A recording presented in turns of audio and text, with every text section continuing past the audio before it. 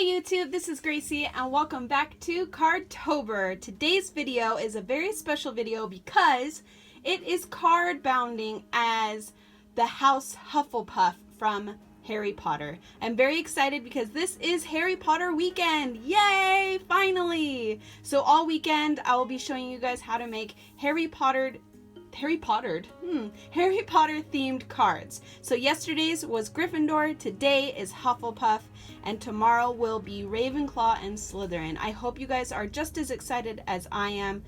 So let's get started with today's video. This is mostly a black and yellow card because those are the colors of Hufflepuff House.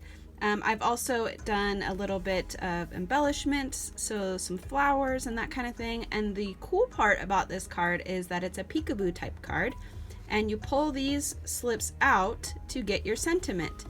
Happy haunting, have a spooktacular Halloween. And the reason I did this was because they say that Hufflepuffs are really good at finding things. So if you're a Hufflepuff, you'll know this is where you find your sentiment. On the inside of the card, I just put a simple Happy Halloween, and on the back side, my G stamp with the 3 stars that are in the Harry Potter books. So let me show you quickly how to make this card because it is sort of time consuming.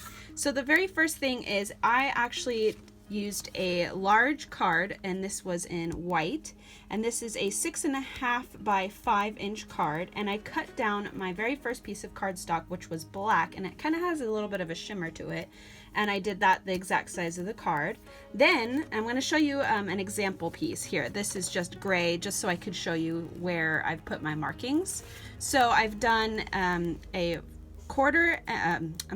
inch and a quarter above the bottom, and then I think this is at 2 inches, the 2-inch mark. So if you have like a scoring board, that's where to do it. And then I just flipped it around and did the same thing. So an inch and a quarter and 2 inches.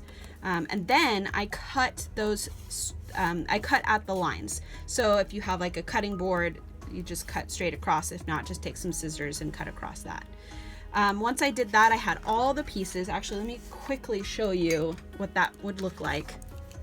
Just very quickly with some scissors, just to prove that you can use the most simplest of tools if you don't have a bunch of scrapbooking tools. So you'll have the bottom piece, then you'll have your cutout piece. This is the part where it's going to be an insert afterwards. And then let's go ahead and flip that around just so we don't get super confused. This is definitely a puzzle to be made. So if you guys like puzzles, this is a good card for you. Okay, and then we're going to flip that around, and this last piece here.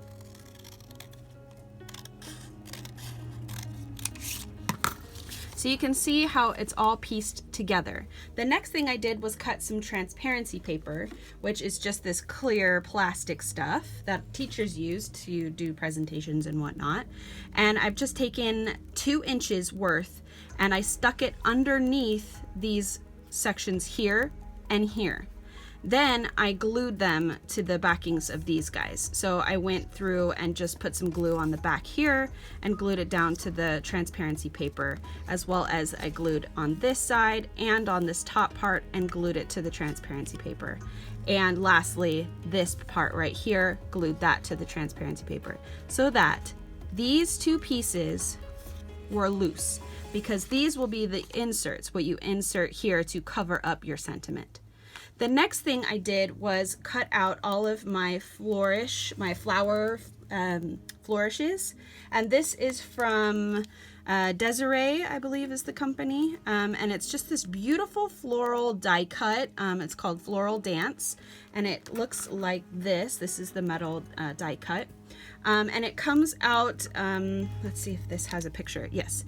So it comes out looking like this, and all I did was I cut across the bottom so that it was flat like that, and it didn't have too much actual yellow paper showing. I cut out like 3 or 4 of these depending on your style. The card that I'm going to show you how to make, I only cut out 3, but on my original I ended up cutting out 4 and then layered them together like that. So after I did that, I glued them all to the pieces. So this piece, the top piece, and one or two in the middle. So if you only want to do one, which is what I'm going to show you how to do, it'll be just right here. I did on my original card one here and one upside down, but you don't have to do it that way. It's just up to you. The next thing I did after that was I cut out my yellow strips and stamped my sentiments on it. So this is one example. Again, this is a 2-inch strip of paper, and then I just did my best to stamp in the center of it. And this is the stamp set I used, Happy Haunting from Fawn.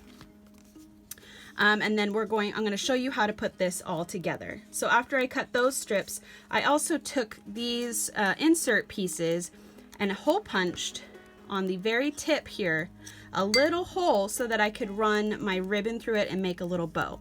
So this is what it ends up looking like. So this will just go right inside your card.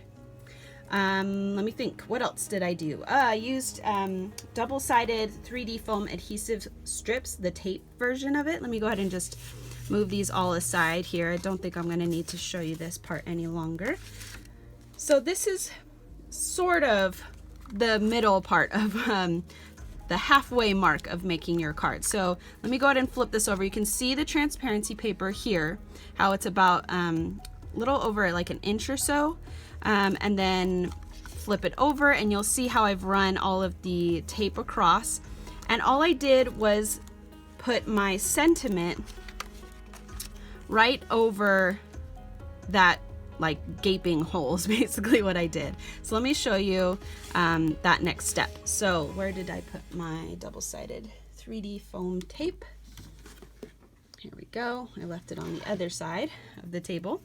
So I'm just going to run this across right where the layer in the front meets.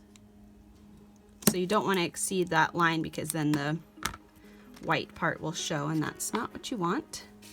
And then we're going to peel these backings off.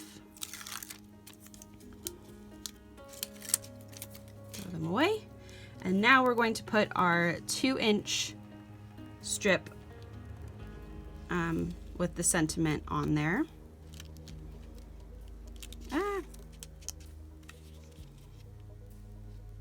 And I'm meeting this edge here. That's how I'm eyeballing that. And hopefully that is, excuse me, accurate. Yay, so that worked out nicely. Okay, so we're gonna press down, and now I'm gonna take the backings off of this guy as well. I just put them back on there so it wouldn't get stuck to anything while I was moving the card into camera view and all that. So this seems to not be meeting. I don't think I put this tape down as accurately as I should have, but that's okay. So the next thing is to put all of your little pop dots across the rest of the card, because you want it to be able to attach to the rest of the actual card itself. So now we're going to take all the backings off. Like I said, this is a bit of a longer process card, but it's worth it because it's so cool looking. I don't think I've ever done a card like this. I'm really happy with it. And ta-da, it's just going to adhere to your card and just press down. So you can see how there's an excess of yellow paper. That's all right. All you got to do is cut those pieces off just with some scissors, nice and easy. I found that using the larger scissors like this allows you to cut straighter lines, just because you don't have to keep going in there with the little scissors and keep cutting multiple times. So you can see, even if you just wanted to leave it like that, you totally can. Let me go ahead and show you how I glued this down. So I think I'm going to glue it to that part instead of this part. What do you guys think? I think it looks a little bit better this way. So all I did was took some Tombow multi-purpose liquid glue and just did little dots on the most important parts of the die cut. So like the biggest surface areas is where I mostly put it. I did do tiny little dots on the ends as best I could, just because I didn't want it to be too messy. Okay. I'll be leaving a link to the playlist of Card-tober at the end of this video. So if you guys are interested in seeing all of Card-tober, there'll be a link to the playlist so you can watch all of those videos. So you can see there, it just adds that finishing touch. It's so cute. It's so feminine, but also just a really wonderful card. I'm really happy with it. So like I said, you'll just do the little hole punches and then put your little bow. I just did simple yellow ribbon, and you'll see that because of that 3D foam adhesive tape strips, it kind of creates a little pocket there, and it just slides right inside. Okay, and you can push in the tab a little bit further, but I actually thought it looked kind of cute with these little yellow strips at the end. And then just go ahead and slip in your last one here. And there you have it. There is your card bounding, and I would say Disney bounding, but it's not a Disney card. So card bounding, thanks to Heavenly Imaginings, she's created that term for me. Your card bounding, what am I trying to say? Hufflepuff Halloween card from Harry Potter. I hope you guys enjoy Harry Potter weekend, and stay tuned, subscribe, hit that bell icon so you'll be notified each time I upload a new video. There's going to be a DIY, maybe today or maybe tomorrow. Stay tuned for that. I hope you guys have a great day, and I'll see you next time. Bye!